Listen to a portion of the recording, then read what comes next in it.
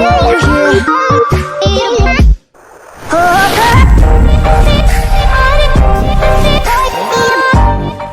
va, turiu švogerį, kuris bando irgi kurti video. Ir, šį kartą bus gausis labai trumpas tas video, tai žiūrim, kas jam gavosi ir palaikom. Tai va, atvažiavo į dirbtuvės Lexusas. Gan neblogų metų. Ir yra šiokių tokių problemyčių. Abiejose kampuose. Iš tikrųjų nieko tragiško, bet sutvarkyti vis tiek reikia. Automobilis visas pilnai dažosi, tai žodžiu. O atsigręžiojam detalę, kurią keisim. Aišku, matosi, kad buvo darytas antikorozinis ir daryti tiesiai ant visko.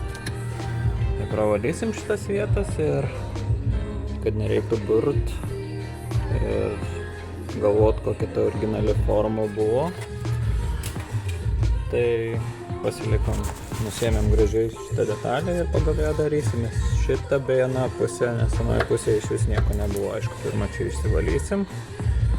Ir nusigruntuosim, susipurkšim su priemonėm, kad toliau nerūdytų. Čia matosi buvo tvarkyta.